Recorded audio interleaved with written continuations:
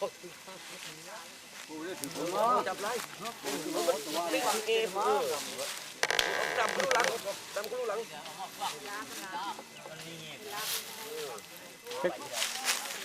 คุณกวาดเลยเพิ่งเห็นกวาดไปเลยเอฟกินลง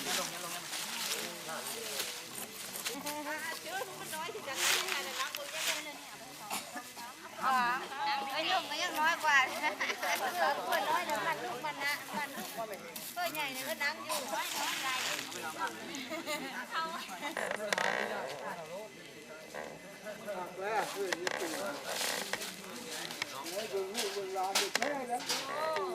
โอ้ยคนดูแล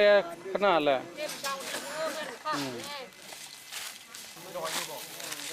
คันเสียให้แบบนั้นเป๋บอแบบนั้นแล้วคนหนาเด้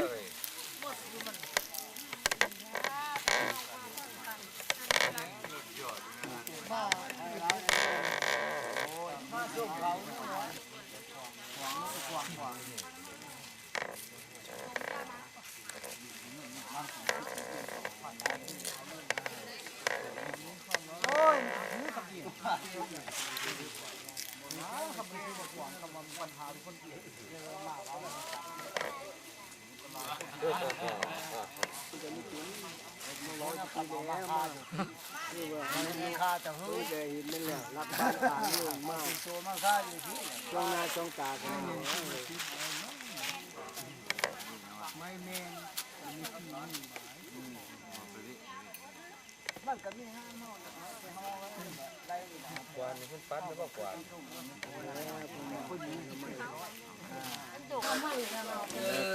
กวาดเพิ่น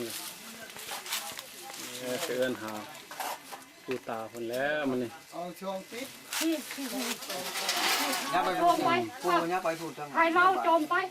ยับเพาะ นี่ นี่สร้างงาขาวอย่างดีนี่ก็ได้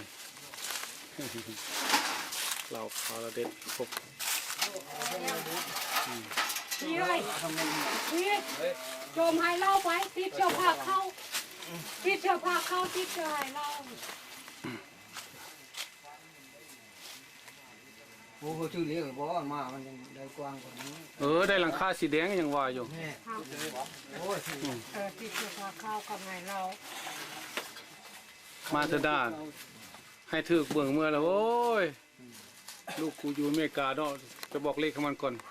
มากันโหเฮ็ดใหม่เลย เป๊ะเสียงนี่นะเป๊ะเป๊ะมันก็ได้ เอาให้เล่าไปพวก ไปตั้งหน้ามันในนี้แหละบอกว่าตัวมันร้ายมาที่ ไว้มาเชื่อเฮิร์นเพื่อนพี่เฮิร์นเพื่อนพี่ นั่งกับพี่นะนั่งกับพี่ พี่เฮิร์น นั่งลงพี่นั่งลง ว่าแล้วก็มาที่มันตั้งที่ ให้เล่าเขามาตรงนี้ โอ้ยสหารนี่หมดเลยโอ้ย ดอกไม้เพิ่งเทศนามาแล้วเพื่อมาป่งที่ปีลาครอบแล้วบอกมืด พร้อมแล้วนี่ปงอยู่ทั้งนู้น เอาโง่เอาควายมารับ ไว้ขึ้น นับตรงนี้ลงนั่งคุณนะโอ้ยแต่เดี๋ยวคนอยู่ทางนี้สนอมา ควายไม่แล้ว โอ้ลงกัำกวานก็ได้ อ้าวผมเห็นหานตรงนี้มัน ไปเห็นเพิ่นดังอยู่นั่นเนาะ ตู้ก็ต้องรอซ่อ เอามันกลางคุณนะเอามันหมดมาตัวนี้บอก แต่ง โอ้อย่างนี้หรือบ่ จีบมากกอกยาได้เปล่ามันได้แล้วบอก มันใหม่เนาะ จีบมากกอกยาก็ได้บอก เรียบร้อย มี เรียบ ธ ร้อย นู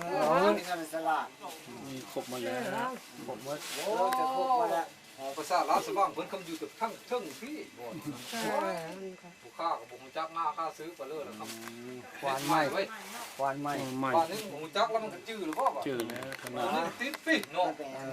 มัน โอ้ เป็นน้ำพุอันนี้ พี่เนาะ เนาะเป็นน้ำพุอันนี้เป็นปิ่นมันบ่ถึง พี่คำเพ่นอยู่พี่เพ่นอยู่พี่วัน ปุ๊บเพื่อนนี่นะ มัน มัน น้ำ ขวา พุเคลื่อนนี่นะมันหายบ่ถึงนะ โอ้ยเพิ่นมาหน้า เพิ่นมาฐานะดิ หน้ามันปิ่น มาฐานะ โอ้กันได้ตัวโกงคนมันก็ ได้นั่นแหละ แต่ว่าได้ตกกงได้จังได้ มันสิบอกตัวปงอยู่ได้ คันบอกปิดบอกป้ายนี่กับคำค้นหนาบ่ถือกันแล้ว บอกตาเอ้ยนี่ก็คือว่าในสารลานส้ม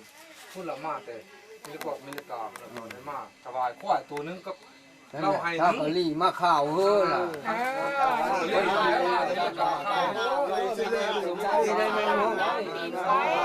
ำมาไปหาวันหาวันได้ น้ำใจเรียกมาซื้อ ได้ตายตาได้ตายหน้าเนี่ยแล้วก็คอยรับทางก็นุ่งแย่งนั่นแหละเนี่ย มาเดี๋ยวลงในบ้านไม่เท่าไม่น่ายเป็นนะละวันเรื่องไม่เท่าเป็นในบ้านลงในบ้านได้ไปเลยดีเลยว่าวันนั้นนะแต่กี้แต่ก่อนก็มีในหูมือเฟื่องฟันอันนี้ก็มือเตาล่างนี่แหละได้มาส่งผ้าได้มาขายอย่างนี้บ้านต้องยัดเป็นเป็นต้นนอกตอนนี้มันไม่มีฝ้ายก็ได้นี่ป้าก็ขายเราดีมาสบายครับตาเนี่ยว่าได้คนได้กินได้มีแต่เป็นนี่เป็นต้นได้ทั้งเก่าทั้งเช้ากันบ้านนั้นนะเกี่ยวมาสบายเกี่ยวได้ได้ ป้ากันมากก็มากินก็อยู่เจอป้ากันมากก็มาเลี้ยง ขึ้นแล้วเนาะลูกในบ้านวันเนื้อสูงท่านเนี่ยอุ้มหักต่างใจไปน้ำมันใช่เกี่ยวกันกับได้ชาปู ไม่พูดนิ่งไปได้ลูกไปได้การโจมดังวัดได้ ไทยอยู่ไทยนอกวัดนะน้อยเอานี่ล่ะ คนมาเนี่ยพอ แล้วก็มา เตาพุ่งกลมมัดนั่นแหละมา มาจะแล้วเฮ้ยก็ล่ะสิได้ แล้วได้ขั้นได้บ้านได้บ้านก็แจกเพราะแต่แม่ไปนอก ได้บ้านได้บ้านเข้ามา แล้วถึงนี่แหละได้บ้านบ้านนั้นนะแล้วทางยังข้าเปลือกาเขามาแล้วเลยได้แล้วอยู่ในนี้นะแล้วล่ะ เบิกบานนั้นนั่นกำนั้นจะปลูกจับจำสองในข้อมือน่ะข้าวอยู่ดีนี่แห้งได้เนี่ยเฮ้อบ้าจะก่อนจอกอ่ะเฮ้อมีได้นั่นแหละเฮ้อชดได้กลางล่างตอนนาได้ไปเนี่ยข้ามาเนี่ยคงแล้วเฮ้ย อ้าว เนี่ยที่บอกตอนที่ว่า อยู่ดีเนี่ย ขี่ไม้ขี่มาต่อ อย่างไร จิตใจน่ะลูกหลานมากแต่สหรัฐอเมริกา ดีมุกดีใจแล้วมาถึง เราพ่อผู้ท้องได้เบิ่งเขาได้แล้วบ่ จับประเมินจบกันได้ลูก ย่อมควันได้เท้ากาลีได้มาพวกผู้เขานั่นแหละ ใส่ก็ให้เบิ่งให้แยง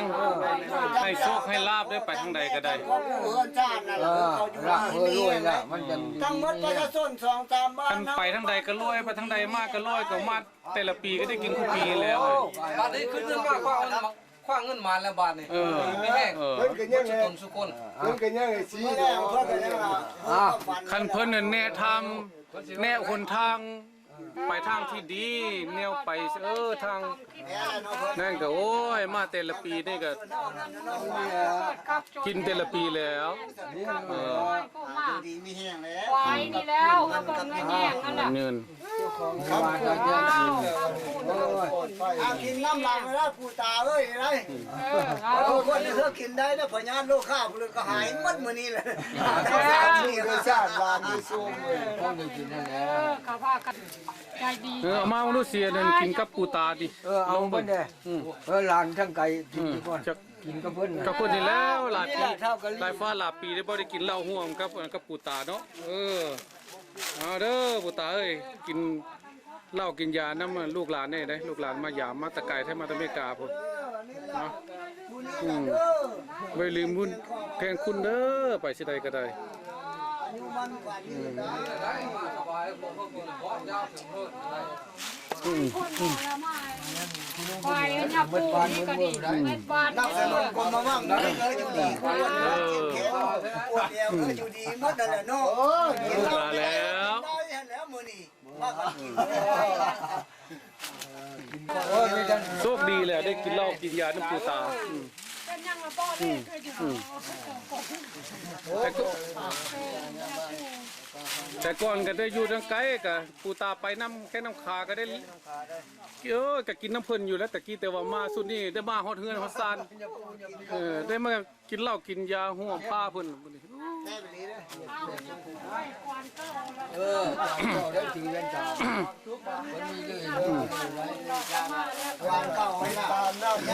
ด้ ไปนุ่งขาวเลี้ยงไก่มาคนเลี้ยงมามีนามีตาตำรวจถือร้อยแล้วน่ะเนาะทำนาคุณหลังนั่นแหละ นับถือจะได้หมดบ้านหมดเมือง ไม่ได้ทำการ อยู่ไกลอยู่คือ แล้ว จะปู่เอ้ยเอาดูดูสร้างบ้านดูไปเลยรับบ้านคืออันได้หาใหม่ใช่ไหม จูไป ตั้งหน้า มันไม่ได้มัดเขา ได้สร้างหาใหม่เด้อ โอ้จู กุโมกเกิดปัน โอ้กระจูมันจางไปเนาะ กระจกไม้เถอะ ได้กินข้าวห่วงผ้าน้ำปูตาต้องไปเนาะ มาเพิ่งมากินข้าว ฮะกินนั่นแหละกินห่วงเพิ่นนั่นแหละ ลงไปตารางก็ได้ เสียงควบ คนมาไปเบิ้ลนั่นแหละโคโก้อยู่ไกลครับแต่ว่า ข้าว เบิ้ ห่ ง วง เบิ้ล ผ้าน้ำปูตาแล้วนี่ เรียนมาขึ้นมาด้านแหละพวกผิดใบนั่นก็มาแล้วพวกบ้านว่าอื่นใดได้บ้านจากบ้านเท่านี้จากเบิ้งนี่นี่แหละ ได้เสียงก็มากินข้าวสมังกี้น้ำปูตาใช่ไหม ไม่ได้แล้ว ฟ้าหลายปีแล้วนี่นะ ได้กินว่าวันลายฟ้าลายปีก็มีได้เนี่ยนี้ลูกหลานคนนี้มาลูกหลานคนนี้มาครบ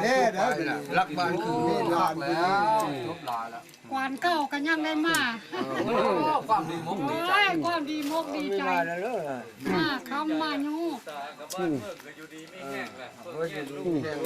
บ้านเมืองก็อยู่ดีสร้างวัดว่าอารามก็มันเลี้ยวง่ายๆเด้มันหาเงินมา โย แย่งลูกบางแย่งหลาน ทั้งลูกทั้งหลานทั้งผู้เฒ่านี่แหละมาเท่าใดก็ให้เห็นได้ผู้เฒ่านี่ได้บ่แม่นมาเท่าใดละหายไปมันก็บ่คักมันได้นะอยากให้เป็นผมใส่ได้ มาเท่าไหร่มาเท่าไหร่ให้เห็นแต่เงานี่ก็บอกว่าเป็นเอาแล้วเนาะ โอ้ เงาก็มี เงาก็เฮามีเห็นติ ไม่เห็นเงาก็ยัง ก็ ไงเด้ ก็มีคักแล้วแบบน่ะ ต้องยันกระจายนี่ก็เห็นหลายคนตายเพิ่นมาใจว่านคืนนี้เลย เอาเลยไปเอาเลยได้กินพุ่นกินกับปูตาพุ่นกินห่วงผ้าเพิ่นไหนมื้อนี้ได้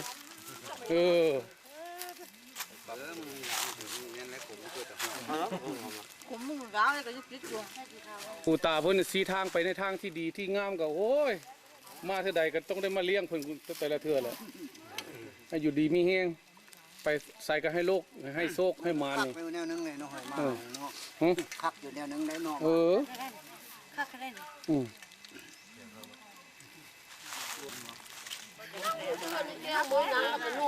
ไว้กินชื่อนะ เป็นได้ เรียนลิกาได้ป่ะ แซ่บอยู่บ่ นั่งใหม่แซ่บมาเด้อข้าวน้ำปูตาแซ่บ ปูตา แซ่บได้เด้อไปย่างแซ่บนะ เบิ่งได้เบิ่งตีนสิ้นตีนนางให้มันเปิดลงนะ ไปแล้วป่ะ บ่ได้อยากเห็นของไผได้ แล้วจะถ่ายลงไปทางนั้นเราบ่ถ่ายคันหน้า ข้างของผู้หนุ่มกับใครนิดหน่อยหนึงอันนี้เหลือมันอยากย่านๆอยู่แล้วมันบ่คักปานใด เนี่ยก็จะมันงามมันร่วมกันอย่างเงี้ย นมงานคือบ่เบี้ยวเป็นในง่วงพาอยู่บ่เห็นในง่วงหาพวกสิ้นของหญ้าอยู่ อ๋อคือเมื่อวานซั่นนุ่มห้าไปซั่นก็มาตกอยู่พวกสิ้นปีนี่ก็ได้ เบี้ยวคักเบี้ยวเลยบ่เบี้ยวตรงนะคนนี่นะกูจะเห็นดู เอานะไอ้คน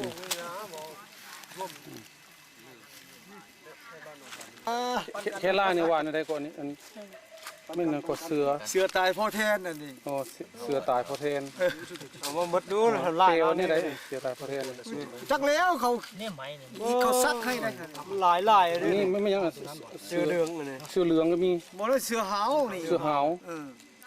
เสือหาวนี่เป็นตัวนี่ได้เสือหาวนี่ บ่ฮู้จักแต่ว่าบ่ฮู้จักหมู่เฮ็ดให้ได้เอาหมู่ซ้ำให้ได้ฟาดลูก อันนี้ก็ลูกพ่อนี่มันแม่ลูกพ่อลูกแม่ดินี่ ลูกพ่อ ลูกพ่อเนาะ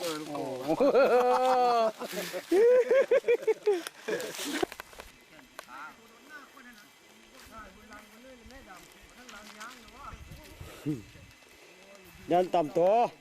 พอเดี๋ยวมาแต่เรื่องนี้ มาเนี่ยบ้านมาแต่ คือละอิ่มแล้วเนาะ สาญาบ้านพุ่น เป็นมาแต่บ้านปู่ละอิ่มแล้วเนาะ เอาควายไปถวายเพิ่นแล้วมื้อนี้ เออ เขาก็นี่มาจะมีลิกาเอาควายไปถวาย เป็นได้กินควายแล้วเนาะ สาวก็จะขายเหล้า ผู้ขายเหล้าก็ได้เนาะ ธรรมดาแล้วเลย ผู้หาบคู่หาบหม้อก็ได้ มีแต่ผู้สาวทั้งหมด จ้างหมด สาวมาเตะ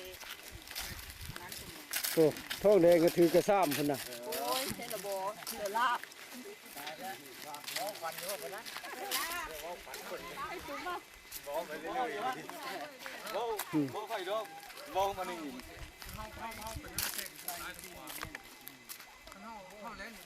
โอ้หลายขนาดเนาะ ทางไปห้วยเก๊ทางขึ้นไปอันไปสั่งอันบ้านดงไฟบ้านดงไฟทางนั้นบ่ แม่นละ ทางดงไฟ แม่นละ